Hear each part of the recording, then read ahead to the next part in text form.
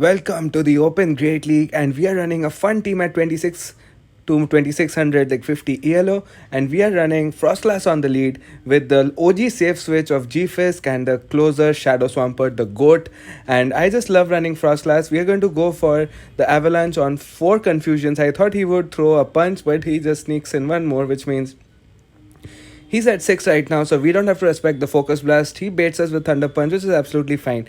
And in comes the Azu, and we're just going to go for 2 Earthquakes. And I don't think that even 2 Earthquakes KOs the bulky XL Azu. If he has the Hydro Pump, it's just going to take us out, and we have a lot of energy, so we're going to respect it. But it turns out to be only an Ice Beam, which means that he's probably not even running the Hydro Pump. So we go for another Earthquake, and as you can see, the tanky XL Azu is just stupidly tanky and it can easily take 2 Earthquakes. So we are going to overfarm a little bit and then just go for the Rock Slide. This should get a switch advantage, and we are at even shields right now. In comes the Hypno, and I try to go for the Earthquake, but I fall just short. In hindsight, I should have just thrown the Rock Slide, but I thought that maybe I would make the Earthquake, and I'm going to respect the Shadow Ball. But he baits again with the Thunder Punch, and he's going for another Thunder Punch. So it looks like that he does not have a lot to hit the Swampert with, which is why otherwise why would you stay in with the Hypno? Maybe he's running Thunder Punch and Fire Punch, and he even shields the Hydro Cannon. We can easily outpace him to the next one. He must be so weak to Shadow Swampert in the back. Let's see what he has in the back, and in the back it's a G-Fisk.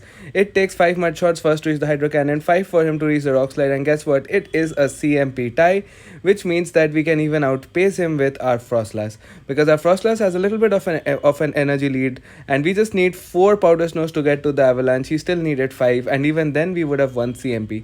So that's absolutely fine, and that's an easy win. Again, Shadow Swampert just showing his strength in the Open Great League meta. There are so many XL mons like XL Medicham, XL Bastiodon, XL Sableye, XL Azu is just full of bulky mons. But even then, okay, in the second match we pick up a very negative lead because Melmetal absolutely destroys the Frostlass, and we are met with the Victory Bell. We are baiting with the Rock Slide because the Earthquake would definitely KO, but he calls the bait and he does not give us a shield. But either way, we are going to live the Leaf Blade, and this Rock Slide is going to KO. So in hindsight, it's an absolutely fair play to go for 2 Rock Slides rather than 1 Earthquake, and that's absolutely fine. So he has got switch advantage and we have shield advantage. 2 Powder Snows and we're able to take it out. We are going to count to 5 and catch the Rock Slide on our Swampert, so that wastes a lot of the energy on the Melmetal. Let's see what he has in the back. In the back he has a Medicham, so this match is not looking too good. We are going to go for as many Hydro Cannons as we can because Melmetal has a fantastic play against the Frostlass. So we're going to go for another Hydro Cannon, and he can shield once and farm us down, but he does not. He's believing in the Melmetal, but that is going to be a big mistake by the opponent because this Hydro Cannon is going to grab a shield, and then our Frostlass can knock it out with just 1 Shadow Ball, and there's nothing he can do. We still have 2 shields, and we are just 2 or 3 moves away, and he knows what's going to happen, and he concedes the match. Good game. So this was a really fun team because I'm not at all a big fan of running the bulky XL mons. So it's really fun to run a fast-paced team like this in the high ELOs. And in comes a G-Fisk. I try to catch the Hydro Cannon, but because of lag, we are not able to catch. As you have seen, we lag out there, so I'm going to count to 5 again, and this time I'm able to catch it on the Swampert because the Swampert has no play against the Venusaur, so might as well use it here. And I'm going to farm up all the way up, but we get the lag again. As you can see, this match we're going to get another huge lag later, and you'll see that in spite of these 2 big moments in the game where we lost due to lag, we can still come up and close the game strong. In comes the Venusaur. We're going for the Sludge Wave. Honestly, it doesn't really matter because an Avalanche will one-shot it anyway, and we are going to tap the Avalanche because the Venusaur is loaded with energy. But you see, the tap does not work, and sadly this is a huge loss for us because we are going to lose a shield here. We would have won CMP against the Venusaur, so we would have been at even shields, but we had to waste a shield. That is really unfortunate. We were not able to catch the Rock Slide, and now this 2 lags in the game. But still, Frostlass is such a champion that we could have reached 1 more Avalanche had he tried to farm us down. So we are easily able to win this game, as you'll see, because now he has the crunch and it takes 3 crunches to KO us. We don't have to respect that, and 1 Earthquake is easily going to KO this little Scorpion boy, and the Venusaur is very low that we can just farm him down. So good game, 3 games and 3 wins in a row. And after this, I'm going to be running a different team. This is a team that many people can use to climb. The first one which I was running, the Frostlass one, is slightly more tough because the team is a little glassy, because Frostlass and Shadow Swampert are very glassy, but this team is more meta oriented, and I hope this helps people out. This is Alolan Marowak on the lead, non-XL Azu in this safe switch, and Shadow Swampert closer. So we pick up a lead against the Fat Walrus. We go straight for the Shadow Bone. We reach it before they reach the Earthquake. This is enough for the Earthquake. I'm going to respect it. It would almost one-shot us, but he baits us with the Spear, and that is really bad. This is again enough for the Earthquake, and I'm going to respect it because the Fat Walrus is really bad for the Swampert. We're going to throw 3 fire spins, which means that he's just now reached his energy for the Hydro Cannon.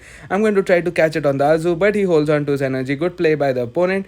And now we are both shields down, and even though this is a non-XL Azu, we tank that like a champion. This means that he has to go for another Sludge Wave or 2 Hydro Cannons to KO us, because he is a non-Shadow Swampert, so he has to go for the Sludge Wave, and he's at some energy, and I know that our Shadow Swampert is always the win condition. So I'm going to just bring in my Alolan Marowak, and sadly I have to sack it here. I could have gone for the Bone Club and KO'd him, to be honest, but I wanted the energy on the Swampert. So I'm going to farm him down, get 3 Mud Shots, and 3 Mud Shots is a lot of energy.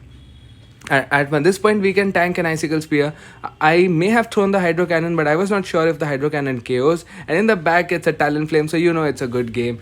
One Hydro Cannon will easily knock out the Flying Phoenix Bird, and we can reach the Sludge Wave against the Fat Walrus, and that is going to be a great game. Another Shadow Swampert sweep. I may have been able to play this match a lot better, but since it was one of my first games with this team, so I was really not sure how to go about it. And after this, I'm going to be going into the 2 more games with this team. So there are 3 games with the first team and 3 games with the second team. The second team is much easier because you don't have to make so many catches and plays, because the team is just really solid. Picking up a lead against a Medicham, which is pretty good. We can easily tank a Psychic, whereas we can knock him out with 2 Shadow Bones. So let's see how this plays out. He shields the first Shadow Bone. We get the defense drop. Things are looking good so far. And we also have the Azu in the back, which does very well against this. So we are going to keep farming. He tries to make a catch, and we are able to save all of that energy and bring in our Swampert against the Bastiodon. And the Bastiodon does not have any play here. This is one of the hardest walls to Bastiodon. He can go for Stone Edge Flamethrower. That's not going to do much damage, but even then it does almost 40%. Shadow Swampert is so glassy. We're going to overfarm as much as we can and go for the Hydro Cannon. This is going to KO the Stone Face, and then we can go for a Hydro Cannon on the Medicham as well. Let's see if the Medicham is willing to give us his final shield or not. He is, so he also must be weak to Swampert in the back. Maybe it's the famous Medicham double steel team. Let's see, and it indeed is. It is a Registeel in the back. And even though our Azu is not running Hydro Pump, it's running Ice Beam and Play Rough, we have so much of energy on our Alolan Marowak that we can just spam out Shadow Bone after Shadow Bone and just bring him into range, where we can simply bubble him down and Play Rough the Medicham. So this is going to be an easy 2 shield flex. Opponent is going to realize that, and he concedes the match.